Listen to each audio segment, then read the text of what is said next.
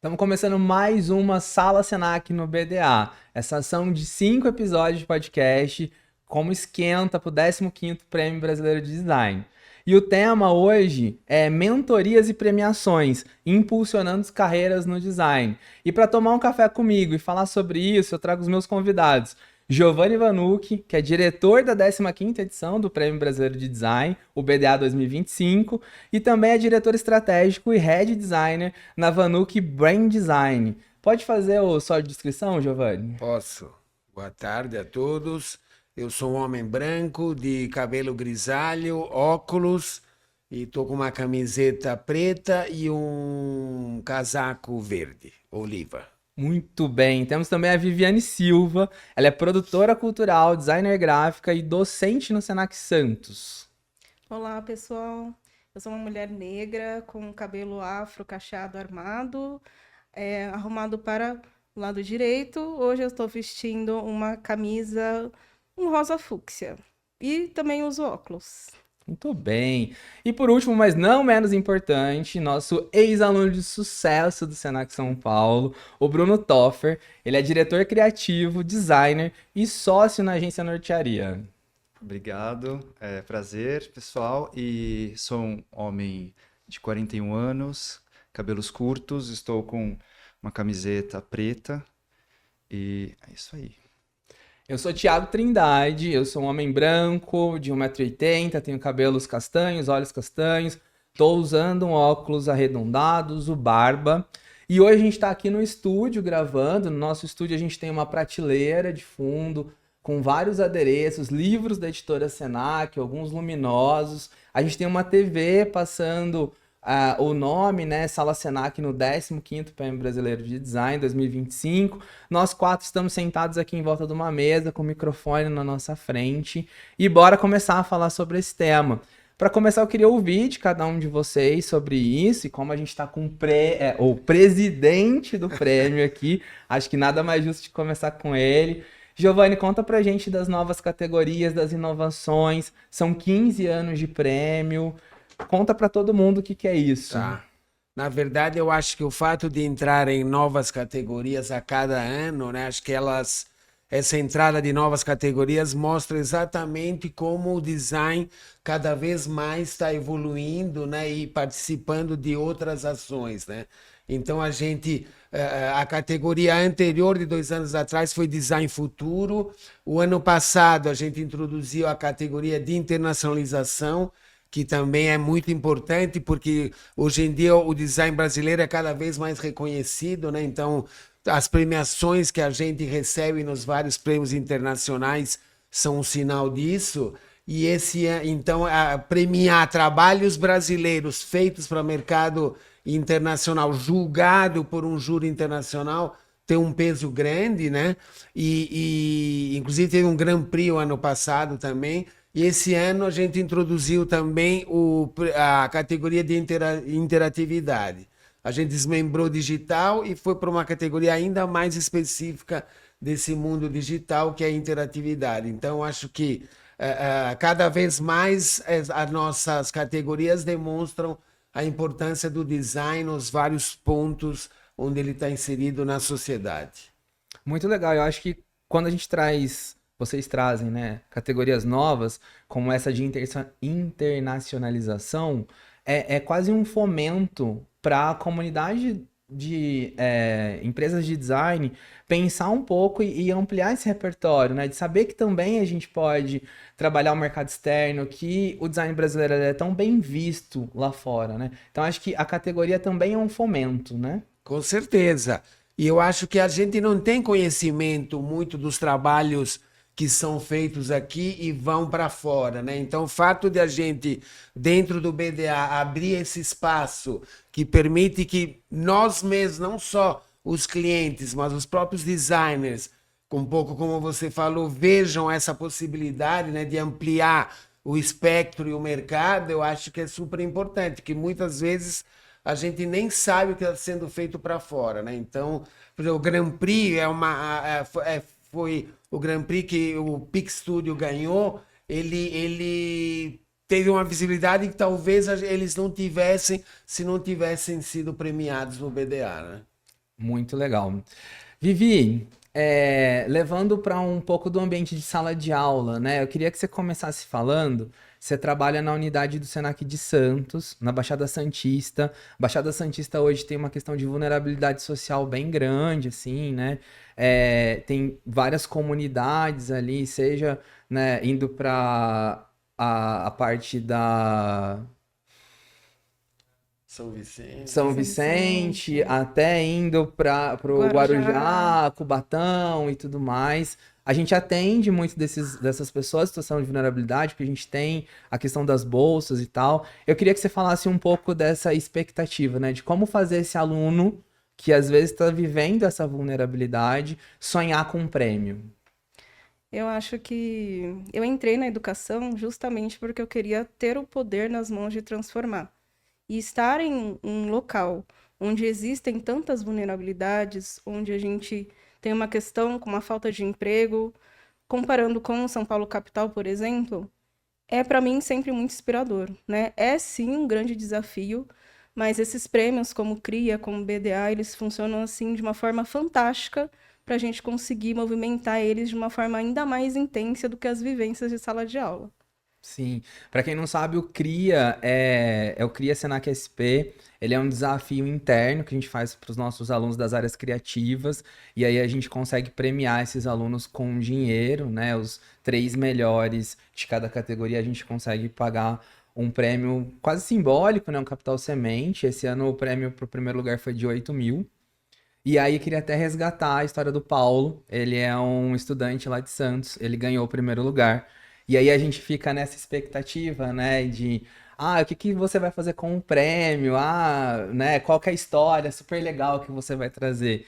E eu liguei para ele para perguntar isso, e aí ele comentou que ele saiu do emprego dele para conseguir estudar. E o prêmio era o que ia manter ele na escola, né? Então, Muito legal. e essa semana passada também a gente teve uma atividade, um professor trouxe pra gente que ele foi falar de futuro, de sonho, de criar e tudo mais, e o aluno tinha chegado em sala de aula sem comer porque ele tinha acabado o gás na casa dele, né? Eu imagino tanto que não deve ser desafiador você tentar construir uma imagem de futuro com o aluno que está vivendo tudo isso, né? Sim, sim.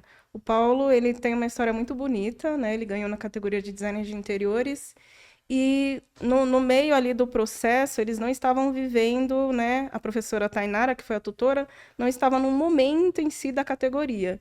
E ele foi um dos alunos que acreditou. Ele falou, não, vamos, e teve esse resultado incrível, né? Que foi, nossa, muito lindo. Ele trouxe questões pessoais, isso foi muito inspirador também. Então, ele é um exemplo que a gente tem que acreditar no processo, né? Sim, muito legal. Falando em aluno, Bruno, nosso ex-aluno, hoje aí um Bruno. profissional de sucesso no mercado. Queria que você contasse pra gente um tempo já pouco no mercado. dessa sua trajetória, sabe? De estudante, você conheceu sua sócia ainda estudando, de abrir o escritório, de chegar até aqui.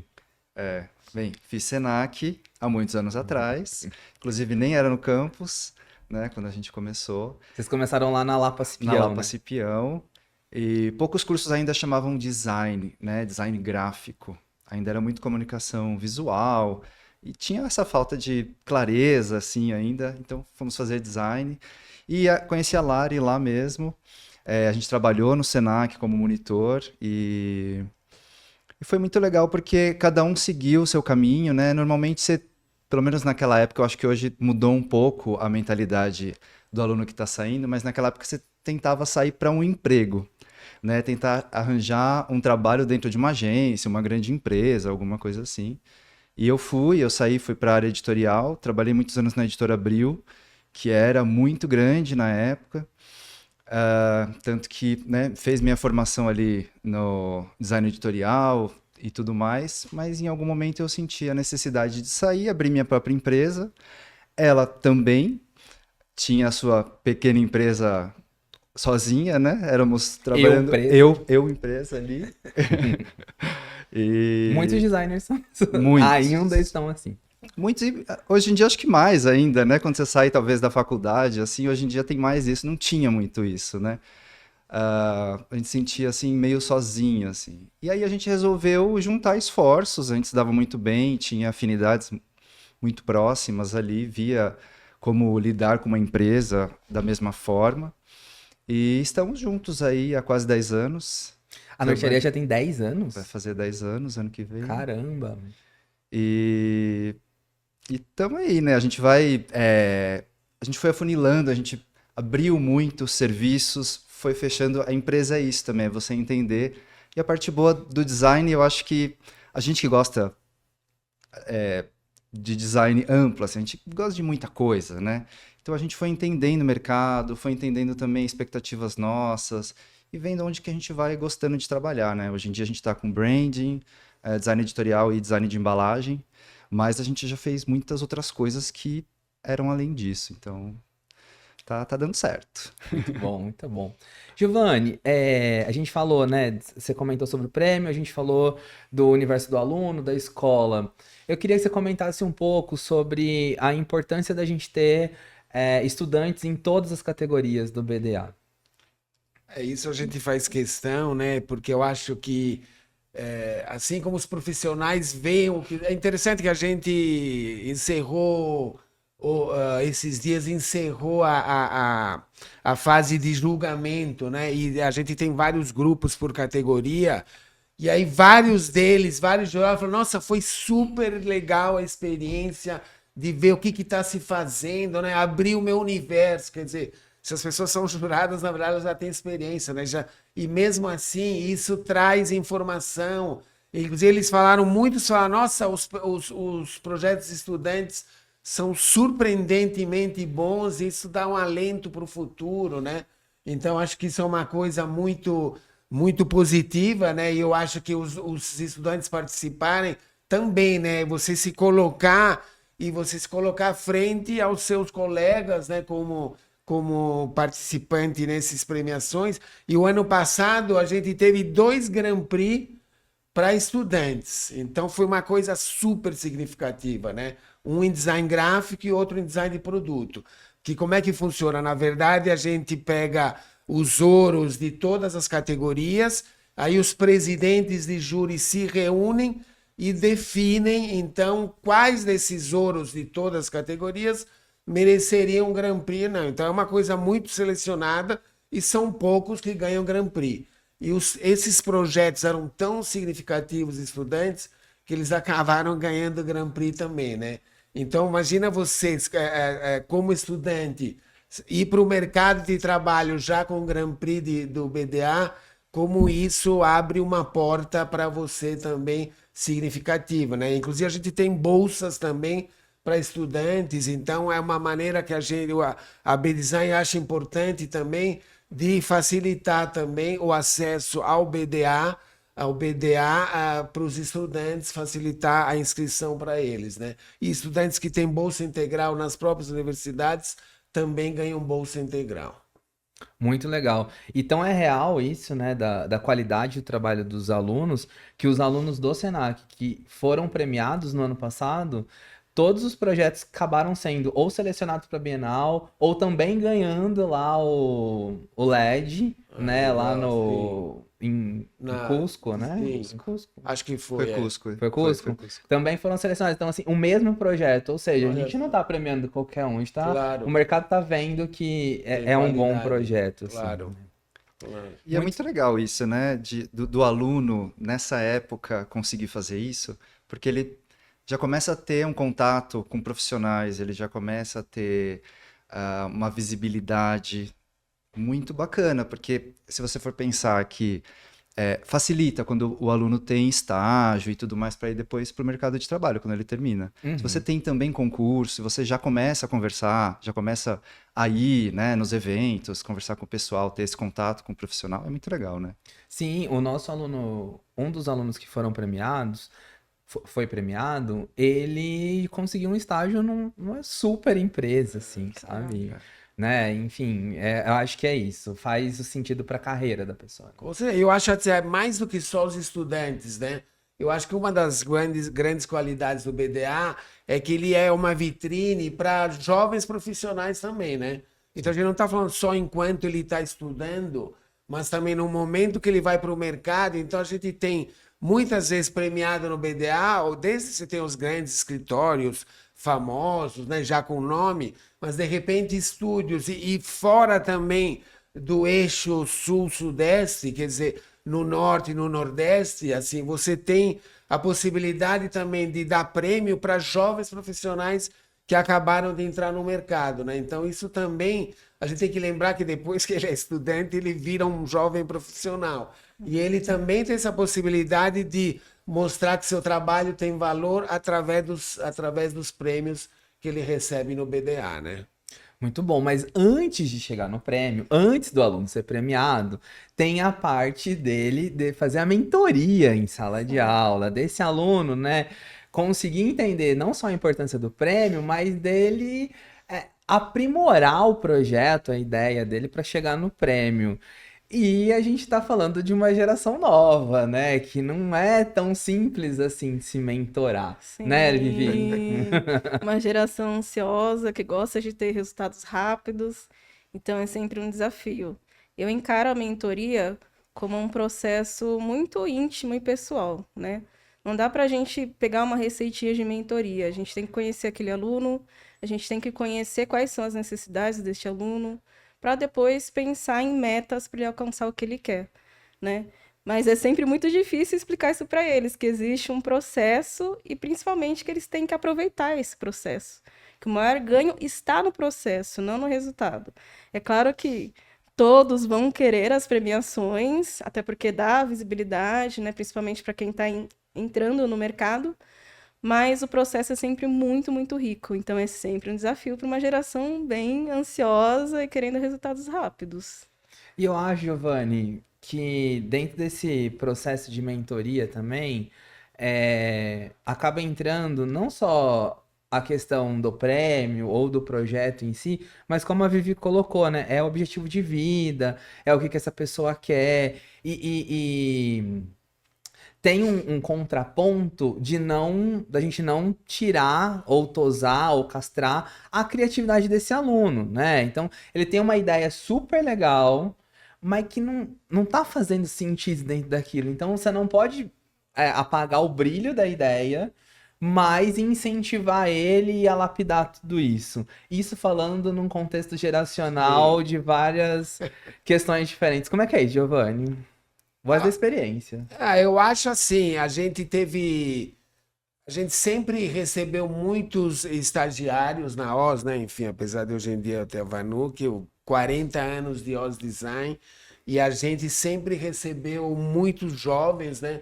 Muitos estagiários, e na verdade o escritório ele também é uma escola, na verdade, né? Tanto que a gente criou entre aspas, né, muitos profissionais reconhecidos no mercado, né? Porque a pessoa entra, ela vai aprendendo com os mais velhos, aprendendo com os colegas ao lado, né? Então eu acho que tem uma coisa também, e você vê realmente quem tem esse talento, né? Então tem até uma história curiosa que uma vez uma jovem designer, ela veio e falou, meus pais querem que eu faça medicina, tal. Enfim, porque a família, né? Ela já era designer e tal. Eu falei, mas você tá louca fazer medicina? Como assim? Você é super talentosa, assim, como é que você vai largar? E realmente ela tinha, apesar de ser super jovem, ela é super talentosa. Os pais devem me odiar até hoje, porque ela, na verdade, ela continuou a carreira de design. Então, assim... Mas é isso, acho que é o fato deles estarem inseridos no ambiente. Então a mentoria vai não só, né, na escola com os alunos, mas no dia a dia dos escritórios, né, onde eles aprendem também o que é a profissão na prática, né? Acho que isso é super importante. E nesse contexto eu queria até ouvir o Bruno, né? Como diretor criativo, às vezes você tem que convencer o cliente, o fornecedor, o stakeholder, a pessoa que está passando na rua, a sua ideia. Você tem que convencer todo mundo que sua ideia é boa, né? E nem sempre é tão simples assim, né? Como é que é isso no dia a dia, Bruno? Eu estava conversando hoje com a minha sócia, inclusive, e tem uma coisa que é bem interessante, que os clientes eles vêm com uma dor mas muitas vezes eles já vêm com uma solução da dor dele, ou a solução que ele acha que ele precisa, né? E falando um pouco de alunos, né, que eu acho que tem um pouco de... A gente sempre é aluno, né? Em todos os trabalhos a gente vai estar... você tem que estar aberto a aprender, em todos os trabalhos isso vai acontecer. Então, no dia a dia, a gente acha que é muito simples, assim, mas no final das contas, né, quando o cliente ele vem com essa dor e tenta trazer, a verdade é que a gente tem que se debruçar, entender, né, ver como que a gente vai chegar nesse resultado, mas muitas vezes ter o tato, né, ter uma empatia, porque a pessoa já vem, né, o cliente ele já vem com uma expectativa, então você vai indo aos poucos, entendendo que tentando ser até às vezes professor para o cliente, né? Olha, eu entendo disso, vamos falar assim, falar de um jeito até meio pedagógico mesmo, Às né? vezes ele só quer desabafar com você, né? Sim, É tem terapia, o lado terapia, né? tem o lado terapia. Tem o Eu lado- acho interessante isso que você falou de estar sempre aprendendo, né? E eu acho que o design, na verdade, ele possibilita isso, né?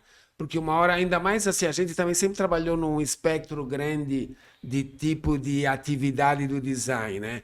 Então, um pouco que vocês também, né? Vocês também trabalham com uma coisa mais abrangente, mas uma hora você está fazendo embalagem de frango e outra hora você está fazendo uma marca de uma seguradora, né? Então, você vai ter que entrar nesse universo do que é uma embalagem de frango na gôndola, e quais são os concorrentes, e de repente como é que você faz um brand, uma identidade de uma seguradora, né? Então você está sempre, isso que você falou é verdade, você está sempre aprendendo, não interessa quanto tempo você está no mercado, né? Assim, E é tem uma essa coisa de virar chave também, né? Exatamente, Que sim. às vezes você aprende a virar a chave, né? Você respira e vai, né? Exato. Eu tô fazendo um editorial, de repente, uma hora depois eu preciso aqui começar a fazer uma marca. Então, assim, Exato. né? Começar nesse processo. Exato. Por isso que é tão importante metodologias, né? Claro. Processos, porque daí você consegue entrar de fato, que eu acho que tem muito... Que eu acho que o aluno, às vezes, não entende, né? Ele quer, como você disse, ele quer já Muito. entrar nisso, né? Muito. Você falando, eu já quero te carregar para uma aula de design thinking já. Porque a gente fala muito sobre isso no design thinking, né? De olhar o cliente com empatia, de viver o processo, fazer uma pesquisa desk, ir a campo, realmente se colocar, né, no lugar do cliente. E eu acho que é só vivendo mesmo, né? Eles gostam bastante de conhecer a metodologia, né, a abordagem, mas eu acho que é só indo para o mercado de trabalho. E é tão rico você falar isso, vou te levar para minha aula. Mas vou abrir até um parênteses aqui, que falando de premiações, uma coisa que quando você precisa, né, colocar lá os dados do projeto e tudo, é que é isso, você precisa de fato colocar um processo, uma metodologia. E o mais legal é você falar dos bastidores, né? Você está colocando coisas ali que não é só o que está no visual, porque o visual, os profissionais que estão abordando, eles já estão vendo, né? Se aquilo, qual é a cor daquilo, se é uma tipografia assim ou assado. Mas o processo, a história por trás daquilo, né? Como que você resolveu, qual que era a dor, faz parte, né? E faz parte, inclusive, dentro de um... Esse é o gancho para minha próxima pergunta. tá. É a estruturação do processo, eu chamo de narrativa, né? E aí, assim, eu sou júri no BDA, fui no ano passado, tô sendo júri esse ano. E no CRIA eu sou organizador, então eu não sou júri, mas eu vejo todos os trabalhos. E eu percebo uma dificuldade que as pessoas têm de fazer exatamente isso que você falou, sabe? Construir uma narrativa do projeto. Qual que era o problema inicial? Qual que é o problema do design? Como é que ele pensou? E como é que ele resolveu aquilo, sabe? São textos que vêm, parece que quer vender tanto o negócio, assim, porque é isso, é aquilo, é global, é mundial, é não sei o que lá. Cara, falta muito essa narrativa, eu acho que isso consolida o projeto, né? Ele dá mais valor pro projeto. Vocês também enxergam isso? Aluno tem narrativa, no mercado também tem essa história. Você também enxerga isso? Como é que vocês veem isso? Eu acho que assim, tem um grande problema que é o saber escrever. Né? E aí não vai só para o design, para os designers, vai de uma maneira geral, né? Cada vez mais as pessoas leem menos, né? Assim, é sempre, como você falou, é tudo rápido, né? É scrollar a página, né? Assim, então, assim, e você não aprende a escrever se você não lê, né? Se você não se aprofunda na leitura e tal. Eu acho que essa é uma questão estrutural hoje em dia. E eu acho que para nós designers ainda pior, porque eu acho que o designer acha que visualmente eu resolvo tudo, né? E na verdade não é assim. Se você não souber escrever, um pouco isso que você falou, né, Tiago? Se você não souber escrever, você não vai passar a sua ideia, né? Assim, então fica uma coisa cheia de clichês, né? O global, ou não sei o quê, e não passa o conteúdo verdadeiro, né? Assim, isso serve não só para escrever em prêmio, mas serve para você se relacionar com o cliente, para mandar uma proposta, para a vida em geral, né? Assim, até para você conquistar alguém. Então, assim, se você não soubesse... Hoje tem um chat GPT, já. Aqui na hora fica difícil.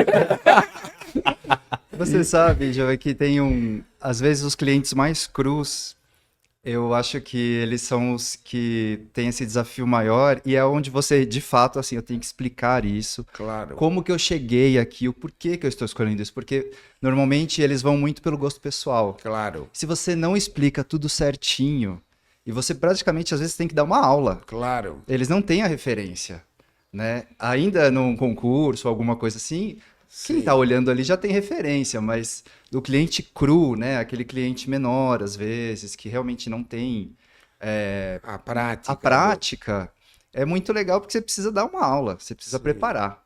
Então, às vezes a gente gosta, assim, de pensar nisso, assim, como que eu vou apresentar para uma pessoa que realmente... Mas eu vou fazer um gancho com isso. Ultimamente tem sido cliente, né? Designer quase não tô sendo cliente. E eu recebi tanto trabalhos, assim, que a pessoa me apresentou, que seja um layout, alguma marca e tal. A pessoa me apresentou e ela explicou da cor. Eu trabalho com isso, eu já imaginava algumas coisas. Mas ela explicou detalhadamente o processo de pesquisa e blá, blá, blá, blá, blá, blá. E teve uma outra empresa que me entregou... Praticamente fez assim, ó. Olha, é isso. A reunião demorou 10 minutos e a pessoa apresentou 10 layouts diferentes. 10 minutos, assim, até a gente chegar, falar oi, lá, lá, lá. Aí mostrou, então é isso, tchau. Eu fiquei chocado, assim, sabe? Tudo bem, eu já imagino o porquê das coisas. Sim, mas, cara, faz parte do que a gente tá pagando da gente chegar nisso, né? Claro. Sim. Com certeza. E aí, querida, sala de aula, vamos continuar a pergunta aqui. Eu acho que eles entendem essa questão, né? Essa parte eu acho que eles conseguem ser menos ansiosos. A gente tenta sempre levar em sala de aula que o teórico, por exemplo, ele ajuda nessa venda, porque você vai praticar ali o design desenvolvendo aquilo, mas para vender você vai usar o teórico, né? Para você justificar uma paleta de cores, por exemplo, você tem que usar o teórico. Então, em sala de aula, isso eu acho que acaba sendo um pouco mais tranquilo do que dosar ali o processo, né? Mas essa busca por uma coisa que é mais genuína, né? Como você falou, é uma coisa que é um pouco mais difícil de passar. Mas quando a gente pega o CRIA, por exemplo, desse ano, que teve um tema Repensar o Futuro, que foi um tema, nossa, foi assim, ótimo para a gente trabalhar isso, porque eles viram que não dava só para ir lá e fazer, né? Eles precisaram, de fato, fazer aquela pesquisa aprofundada, porque a gente tinha vários meios de propor alguma coisa ali, com sustentabilidade, com a questão econômica, com a questão social. Então, foi um mergulho mesmo, né? Então, foi, assim, fundamental para a gente trazer essa perspectiva de que, sim, tem que estudar, tem que olhar com carinho, tem que fazer algo que faça sentido para saber vender, né? A gente tem que fazer tudo isso, concordo com você em tudo que você disse, assim. Mas eu acho que a gente esbarra em algumas coisas que, por exemplo, o déficit de português e matemática que a gente recebe do ensino médio, por exemplo, sabe? A gente tá falando com uma pessoa que ela tem que estruturar uma narrativa, e aí só de falar isso você tem que explicar o que que é uma narrativa, o que que seria uma estrutura mínima, né? O que são estruturas e tudo mais. E aí tem o chat GPT que eu já tinha trago aqui, e eu queria trazer essa conversa, assim, né? A IA tá aí, não dá pra negar, ela entra nos processos, ela escreve muito bem, a gente acabou de falar isso num outro episódio, ela escreve muito bem, o português dela é perfeito, ela é sedutora. Coloca Ela... muito travessão, né? Mas você pode colocar no prompt, sem travessão. Mas ela é uma assistente, né? Então ela nunca fala não e tal. E a gente percebe que nossos alunos estão usando, os nossos clientes estão usando, os nossos colegas estão usando, assim. Eu queria ouvir de vocês qual que é o impacto disso, assim, né? Na premiação, inclusive, deixa você por último, que na premiação Sim. tem a parte lá, eu queria que você explicasse isso. Mas qual que é o impacto disso? Porque às vezes fica um texto lindo, assim, né? Mas tá faltando alguma coisa. Esse texto não tá condizente com o que eu tô vendo ali. E eu não tô falando nem de projeto de premiação, assim, mas projetos reais, né? O projeto que o aluno vai atender um cliente real, ou o projeto que ele tá desenvolvendo. Como é que você tem trabalhado isso, Vivi? Eu acho que a gente tem que trabalhar entendendo que a IA não é nossa inimiga, né? Porque é sempre um tabu. Ontem, por exemplo, nós fizemos uma reunião para inaugurar uma turma e fizeram essa pergunta sobre IA, como vai ser trabalhado isso em sala de aula. A gente tenta passar sempre a ferramenta como uma aliada mesmo, né? Então, realmente existe o déficit de fazer um texto, isso inegável, infelizmente, né? A nossa educação básica não está suprindo isso. Mas eu tento sempre falar, ok, você pode usar o recurso, por exemplo, para corrigir um texto. Mas faça o texto, porque ali está o que você viu do projeto, né? Use só para uma correção, assim como usar IA para uma inspiração de imagem, né? Usar mesmo como se ela fosse um assistente, não depender dela. Porque senão é o que você falou. O cliente olha aquilo e fala, IA, né?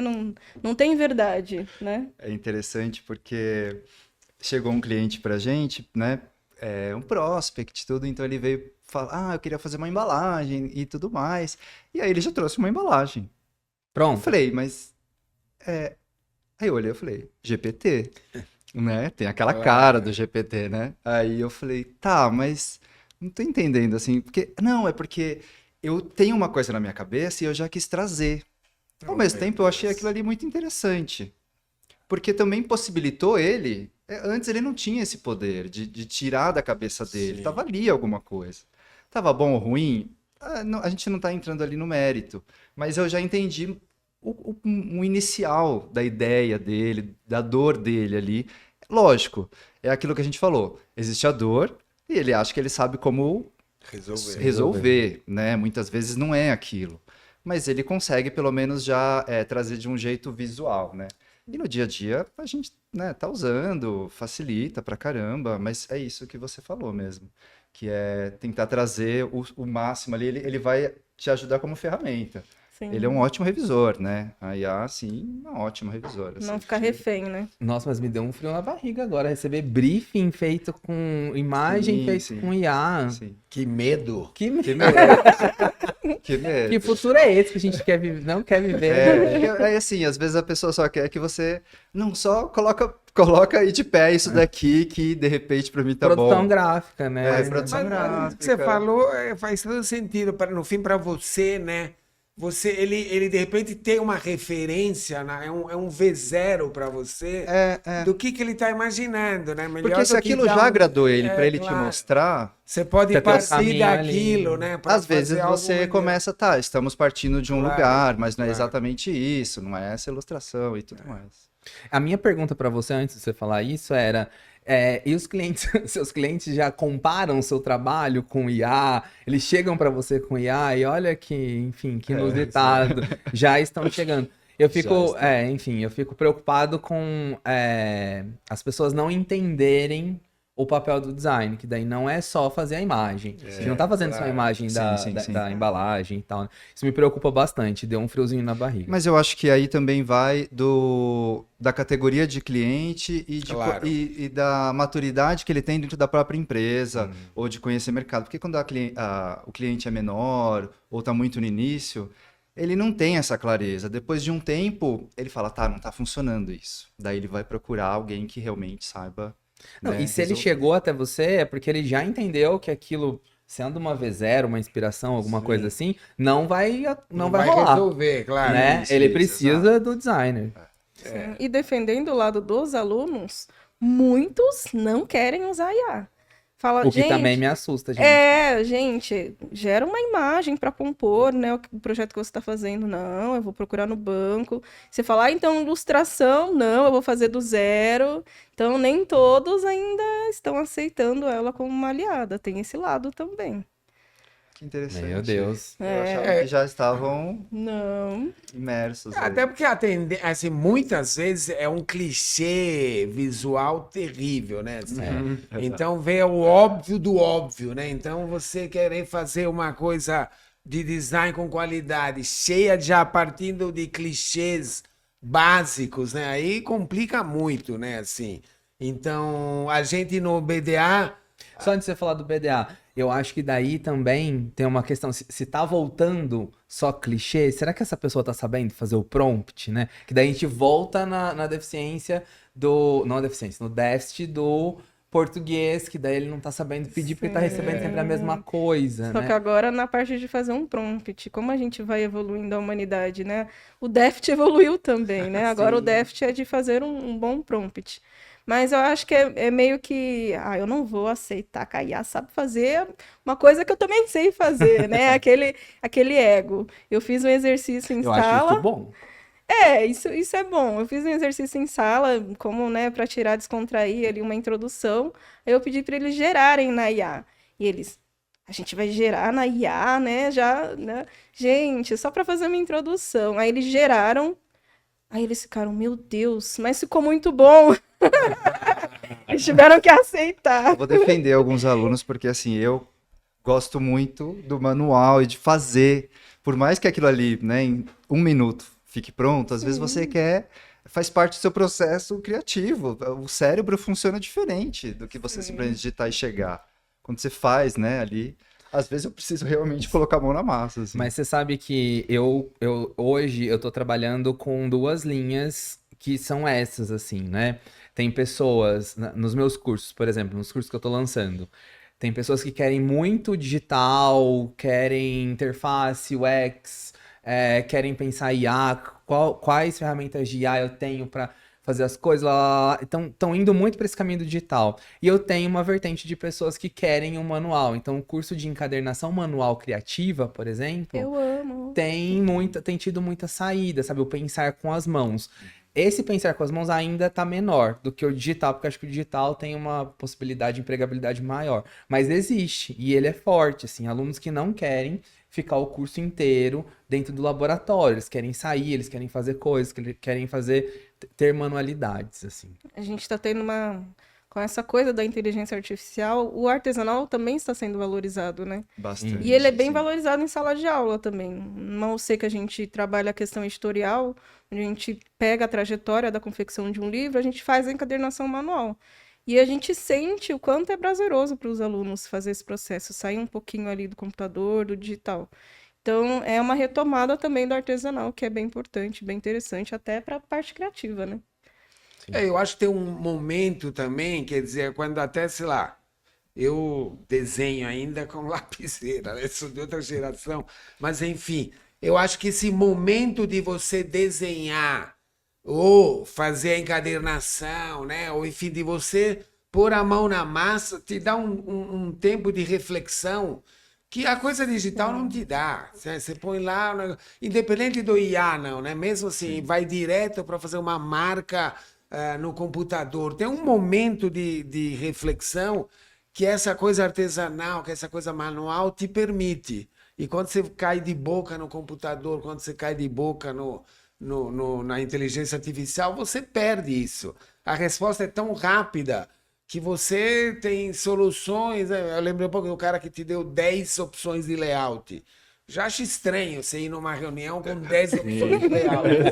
Tudo bem, você Eram leva. 10 layouts diferentes, não era mesmo, não era opção, não. Eram 10 peças. Ah, bom, porque achei às vezes. Não, mas às vezes as pessoas vão com 10, nem eles sabem qual que é melhor, né? Às vezes você tem que levar mais que um, porque o cliente gosta de escolher, né? Assim.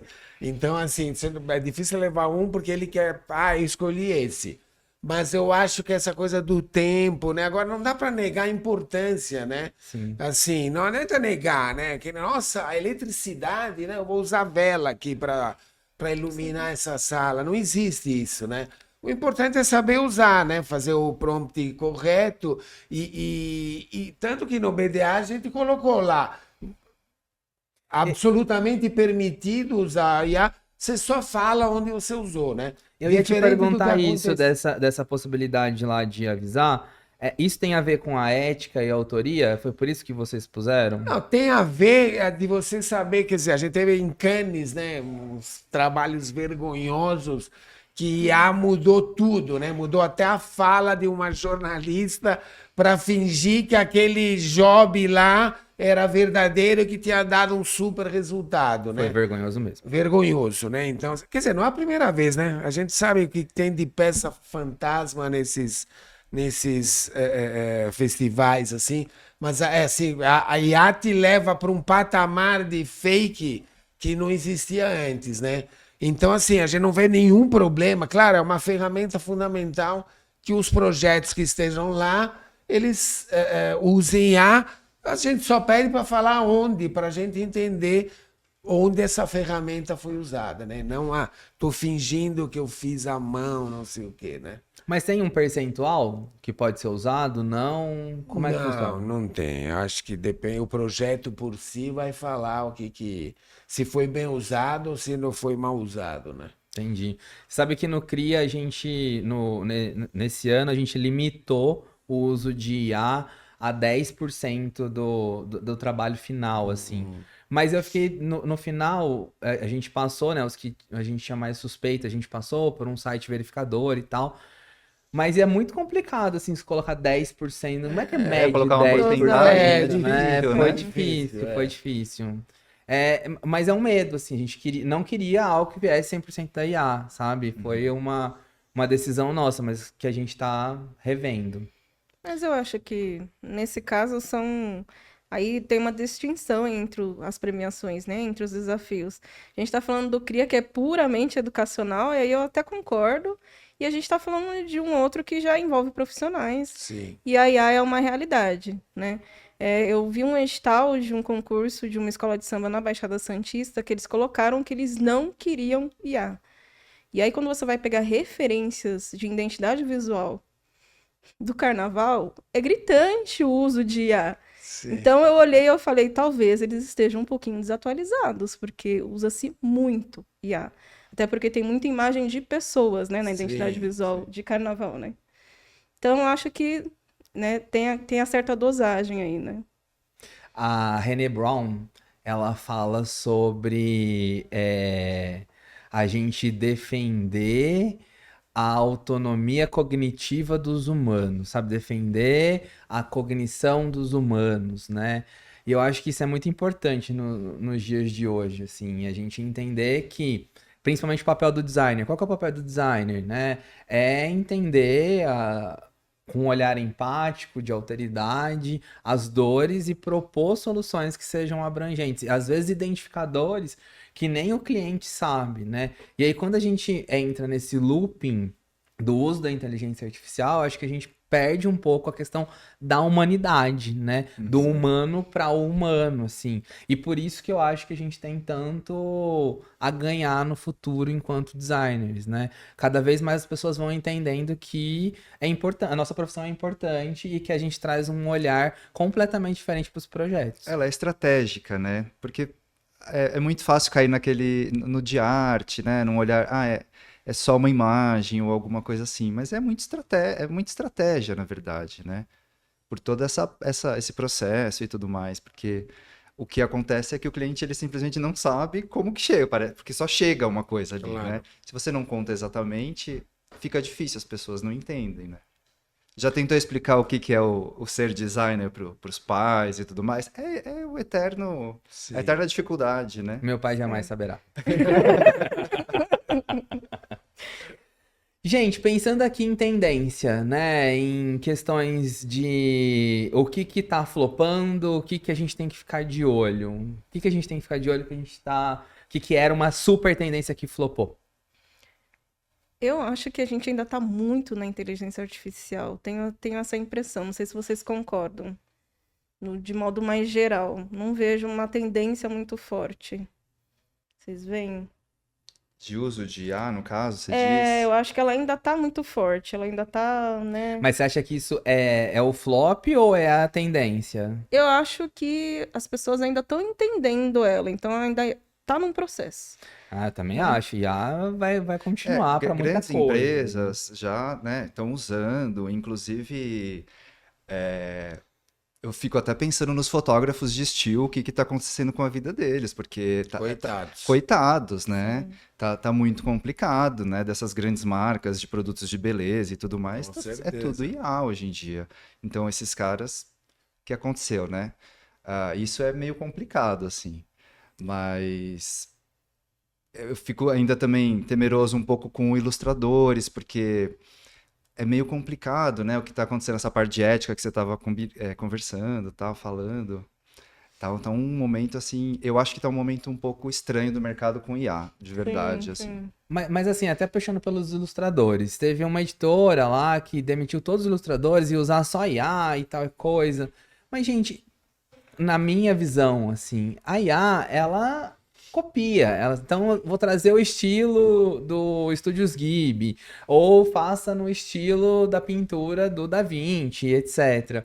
Eu não consigo enxergar ainda hoje, e talvez seja uma deficiência minha, não sei, vocês podem me abrir os olhos, mas eu não consigo enxergar hoje uma IA que dê conta, por exemplo, de gerar ilustração para um editorial. Que não precise mais de ilustrador. A IA vai gerar para tudo que ele precisar. Então, se ele precisar de para uma matéria X, tem, para uma matéria Y, tem, para uma embalagem, Eu ia falar tem. capa da Veja, que já faz tempo, né? As capas.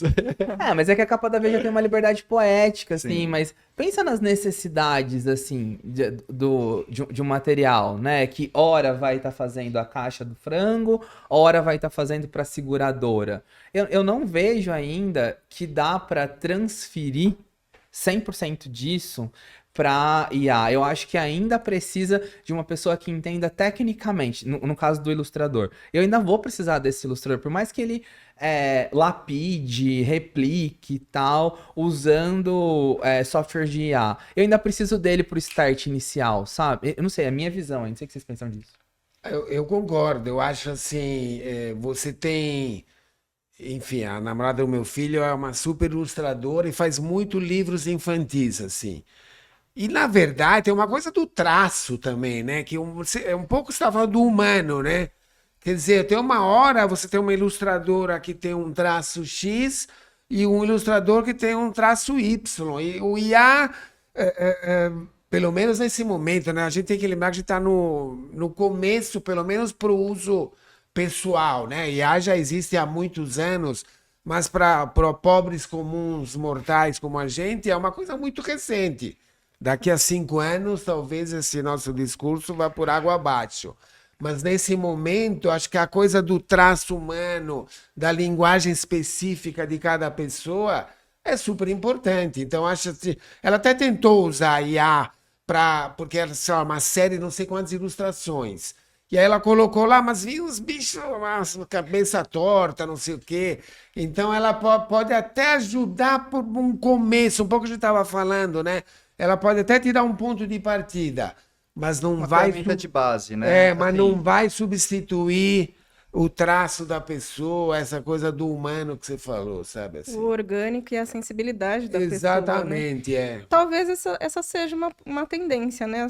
As pessoas, organizações que estão demitindo pessoas, substituindo por IA, entenderem que não é orgânico, que não tem sensibilidade, que não transmite como deveria. Acredito que essa possa ser a tendência, então. Eu fiquei chocado com essa história. Qual? Da editora que mandou todos os Mandou todos os ilustradores embora. ilustradores embora. Realmente, Bizarríssimo. nossa. caramba. Bruno, o que que a gente fica de olho, o que que é flop? Flop, não sei ainda te responder isso, mas de olho, eu acho que tem muito o que a Vivi estava falando, que é do manual, né? Do manual. A IA, ela traz, né, essa coisa da tecnologia, essa questão da tecnologia, da rapidez, mas tá tendo bastante procura e valorização dessa estética manual. E, inclusive, uma estética bem regional. né? Então, quando a gente fala de regionalidades, de diferenças das regiões, do fazer em diferentes lugares, isso eu tenho visto também que está sendo bastante valorizado, está sendo bem legal, assim. Giovanni, olhando para os prêmios, que você participa de todos, conhece todos quase, o que a gente tem que ficar de olho, assim, nessas premiações e que vai ser coisas legais para a gente levar para a vida? E o que você acha que é um hype que já está passando? Eu acho, eu concordo com o Bruno nessa questão do que na verdade, é uma resposta para esse mundo infernalmente digital, né? Assim, então esse retorno, né? Então eu vejo até uma amiga nossa abriu um espaço de bordado e tem turma todo fim de semana, assim. Porque é um pouco isso, uma hora as pessoas querem se afastar do digital, né? Eu não consigo muito ver essa coisa, a cor do ano é essa. Eu acho um pouco fake, Marqueteiro. assim. É muito marqueteiro, né? Ou a tipografia, até porque, assim, uma hora vira de novo...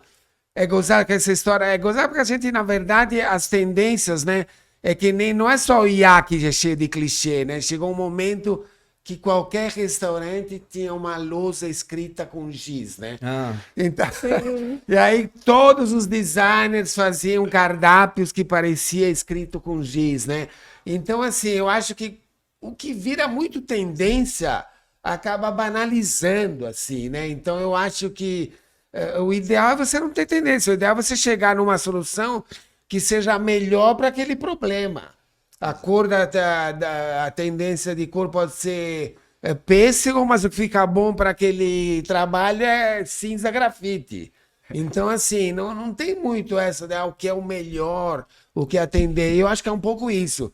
O que é muito tendência acaba banalizando e tirando a personalidade de cada projeto e de cada cliente, né? Que é o principal que você tem que gerar, né? Uma coisa única que se distingue do resto. Não é só um post de Instagram, né? Exatamente. Porque tem essa tendência, que já deve estar morrendo, sei lá, mas meio que uma linguagem anos 90. Também. Então foi assim, no último ano, tudo, cara de anos Pois 90. Então daqui a pouquinho já entra outra coisa. Exato. sim.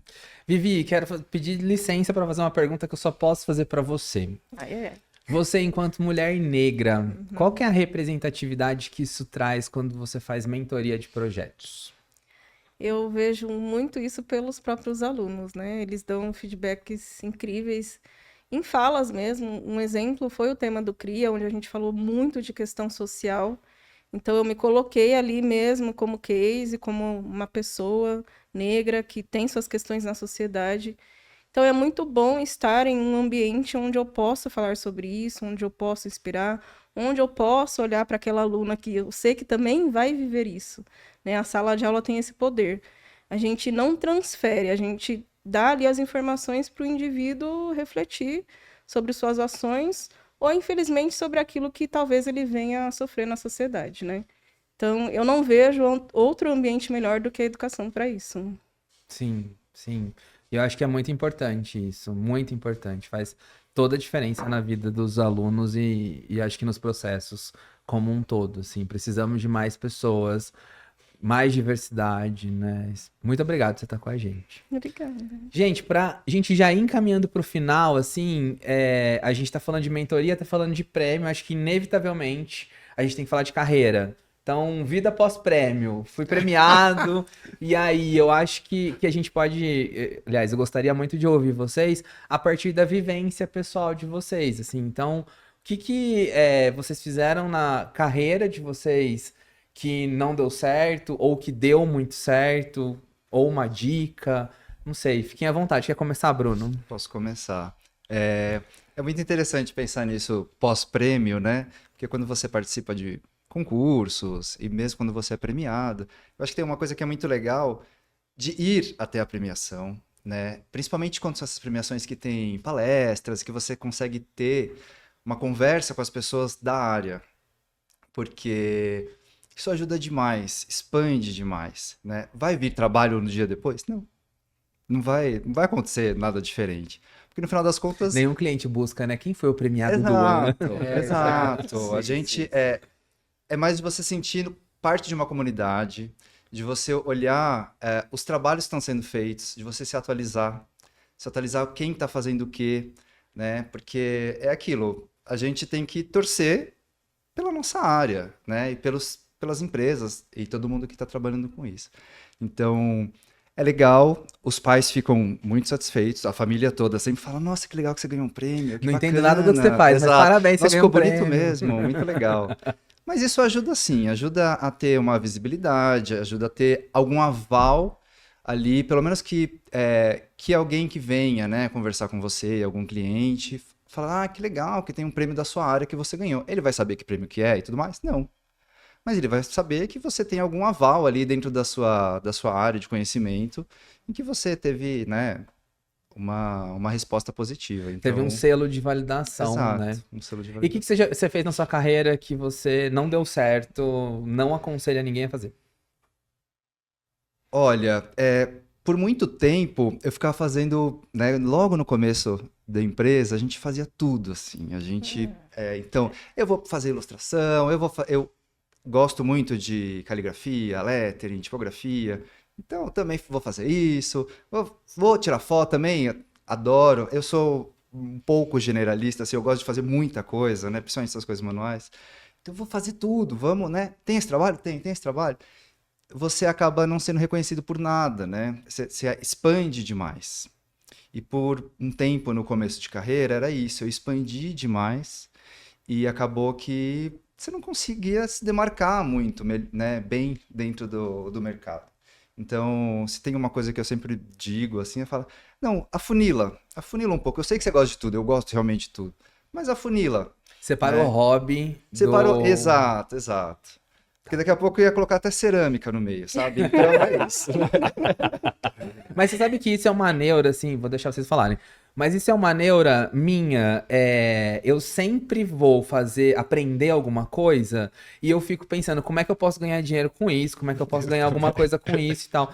E aí chegou um momento da minha vida que eu falei, não, eu fiz um curso de massagem relaxante, porque assim, eu sei que eu nunca vou ser massagista na minha vida, e aí eu queria fazer alguma coisa simplesmente por hobby, né? E na área criativa a gente tem muito isso. Eu não sou ilustrador, eu não gosto de desenhar, mas tem muita gente que gosta de desenhar, daí já gosta de foto, Tudo pode, daí né? nananã, Tudo pode e ser vai uma agregando, coisa, né? né? Eu acho que é uma boa dica, separar o hobby do job. É isso. E aí, Giovanni, dica de carreira? O que eu nunca fiz e recomendo nunca fazer: entrar em concursos, em concorrência sem remuneração. Eu acho isso um absurdo. Isso, assim, ele prejudica o mercado como um todo, né? Inclusive, a própria B-Design, há uns anos atrás, a gente juntou, acho que eram, não sei, os 14 principais escritórios. Tem um manifesto que chama Concorrência com Valor. Se vocês entrarem no site da B-Design, tem isso. E é isso, porque, não, imagina, você faz isso e aí depois vai vir muito trabalho depois, né? Então, assim, você dá a sua ideia, que na verdade é o que é o mais complicado, é você entender o problema, você analisar a concorrência, entender onde você tem que chegar, para aí você criar alguma coisa e gerar para o cliente, e o cliente que não paga nada tem seis propostas na mão de graça, né? Então, assim, eu sempre falo, inclusive para os estudantes, vocês querem gerar portfólio, tem um monte de ONG super legal precisando de trabalho de design. Então, assim, jamais faça um trabalho comercial sem remuneração, porque você vai se prejudicar e vai prejudicar o mercado como um todo, né? Então, assim, pegando o gancho do Bruno, essa coisa de você né, se enturmar, de ficar entre os iguais, eu sempre fundei todas as ADG, AB Design, fui um dos fundadores, que eu acho que essa coisa de você participar de associações é fundamental, né? Todo mundo mas o que eu ganho em troca, né? Você não vai ganhar a canetinha escrito AB Design, né? Pode até ganhar eventualmente. Mas, na verdade, o que interessa é você estar junto com os seus, para você entender como é que o mercado funciona, né? Como ele trabalha. Pô, esse cara, olha, ele chegou lá, como é que será? Então, isso te permite criar uma rede, né, de profissionais e de iguais. E eu acho que o nosso mercado de design tem uma coisa muito legal, que a gente se gosta em geral.